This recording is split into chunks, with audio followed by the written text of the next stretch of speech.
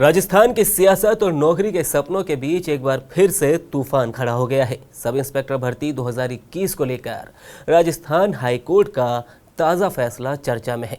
Single bench ने भर्ती रद्द की थी, लेकिन अब डिवीज़न बेंच ने उस पर रोक लगा दी है।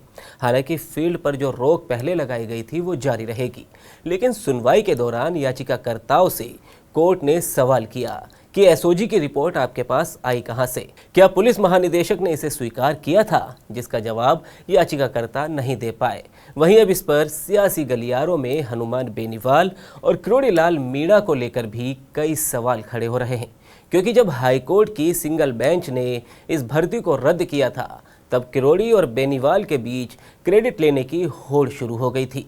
लेकिन उसके बाद हर गली चौराहे पर बेनीवाल और किरोड़ी को लगातार घेरा जा रहा था। तो क्या है इस भर्ती का पूरा सच? चयनित और गैर चयनित अभ्यर्थियों का क्या होगा, जानेंगे आज की इनसाइड स्टोरी में। नमस्कार, आज की इनसाइड स्टोरी में मैं हूं अकेल और सबसे पहले इनसाइड स्टोरी के सवालों पर नजर डाल लेते हैं। क्या हाईकोर्ट की डिवीज़न बेंच का स्टे एसआई भर्ती 2021 के भविष्य को स्थिर कर पाएगा या फिर ये विवाद और बढ़ेगा? चयनित और गैर चयनित अभ्यर्थियों का भविष्य क्या होगा? क्या न्याय मिलेगा या भर्ती प्रक्रिया की अनिश्चितता जारी रहेगी? बेनीवाल और किरोड़ी समेत कांग्रेस बीजेपी इस भर्ती मामले में अपनी सियासी लड़ाई किस तरह से आगे बढ़ाएंगे? राजस्थान में सब इंस्पेक्टर भर्ती 2021 के मामले में राजनीतिक, कानूनी और सामाजिक स्तर पर काफ़ी हलचल मची हुई है। आज राजस्थान हाईकोर्ट की डिवीज़न बेंच ने इस भर्ती को रद्द करने के एकल पीठ के फैसले पर स्टे लगा दिया है।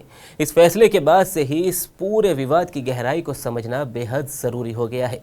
तो आज इस कहानी के हर पहलू की चर्चा करेंगे, जिसमें कोर्ट के फैसले, राजनीतिक प्रतिक्रियाएं और प्रभावित अभ्यर्थियों का भविष्य शामिल होगा। देखिए, सबसे पहले बात करते हैं कि डिवीज़न बेंच का फैसला क्या है।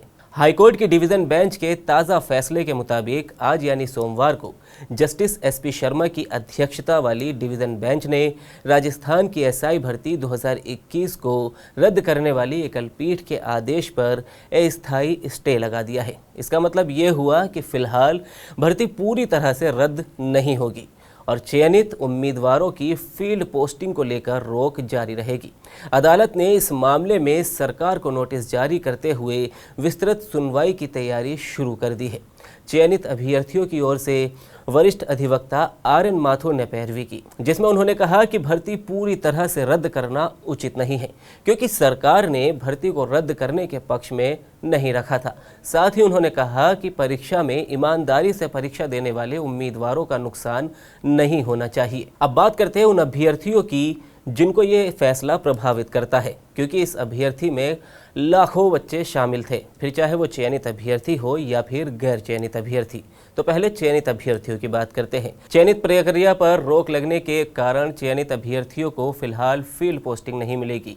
उनकी नियुक्तियां रुकी हुई हैं और वे अनिश्चितता में हैं। डिवीज़न बेंच के फैसले के बाद उनकी उम्मीदें टिकी हुई हैं कि पूरी भर्ती प्रक्रिया रद्द की जाए। वहीं अब गैर चयनित अभ्यर्थियों की अगर बात करें तो उनको भी न्याय की उम्मीद है, क्योंकि कोर्ट ने भर्ती की पूरी प्रक्रिया को भ्रष्ट बताया था। हाईकोर्ट ने कहा था कि इस भर्ती के जितने भी पद हैं उसे आगामी भर्ती प्रक्रिया में जोड़े जाए, जिससे इन उम्मीदवारों को भी फिर से मौका मिल सके। लेकिन फिलहाल दोनों पक्षों के लिए स्थिति उलझी हुई है।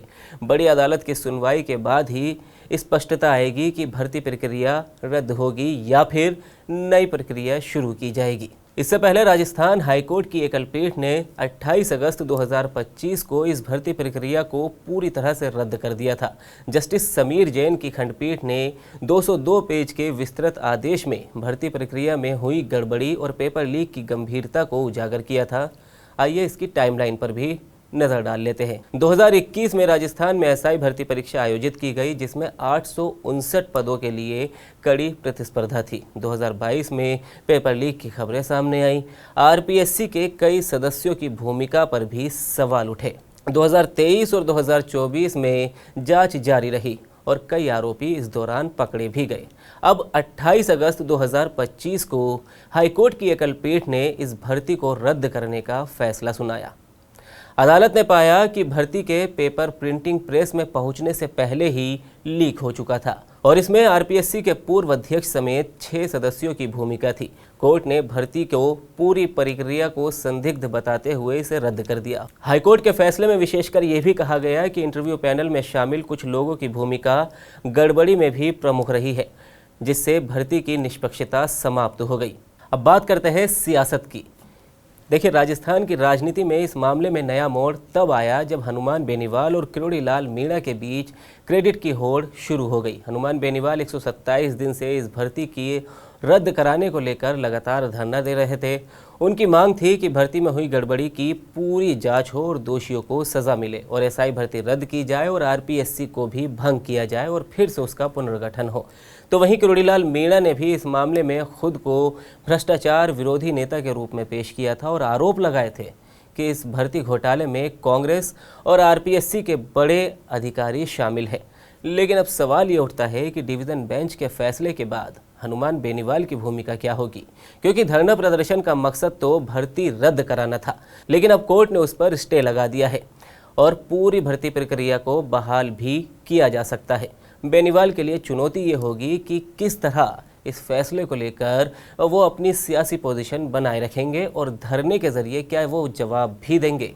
बीजेपी ने इस फैसले का स्वागत किया और इस भर्ती प्रक्रिया में भ्रष्टाचार के खिलाफ एक बड़ी जीत बताया। उन्होंने इसे राज्य सरकार और आरपीएससी में व्याप्त गड़बड़ी के खिलाफ बड़ी कार्रवाई के रूप में बताया है। तो वहीं कांग्रेस की तरफ से इस फैसले की आलोचना की गई थी और भर्ती रद्द करने से न केवल मेहनती अभ्यर्थियों का नुकसान होगा बल्कि प्रशासनिक कार्यवाही भी प्रभावित होगी। ये कांग्रेस का पहला पक्ष था। लेकिन आज की जो सुनवाई हुई है और जो फैसला डिवीज़न बेंच के द्वारा सुनाया गया है, उस पर फिलहाल कांग्रेस की तरफ से कोई प्रतिक्रिया सामने नहीं आई है। अब देखना ये दिलचस्प होगा कि कांग्रेस इस पर क्या प्रतिक्रिया देगी, क्योंकि उस वक्त कांग्रेस ने कहा था कि जो सच्चे अभ्यर्थी हैं उनको साथ ये अन्याय है। राजस्थान एसआई भर्ती 2021 का मामला न सिर्फ कानूनी तौर पर बल्कि राजनीतिक और सामाजिक दृष्टि से भी बहुत अहम है।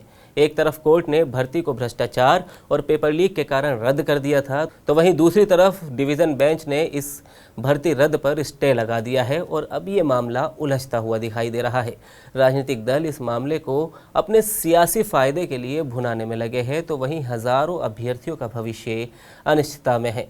आने वाले दिनों में कोर्ट के अंतिम निर्णय क्या होगा, इस पर सभी की नज़र है। राजनीतिक दलों की रणनीति और भर्ती प्रक्रिया की स्थिरता इस पूरे विवाद को खत्म करेगी या और ज़्यादा गहरा करेगी। इस बीच उम्मीद है कि न्याय प्रणाली निष्पक्ष निर्णय क्या जल्द से जल्द सामने आएगा और सही अभ्यर्थियों को उनका हक मिलेगा, ये सब देखने वाली बात होगी। तो फिलहाल आज की इनसाइड स्टोरी में इतना ही। बाकी तमाम खबरों के लिए आप देखते रहिए TV9 राजस्थान।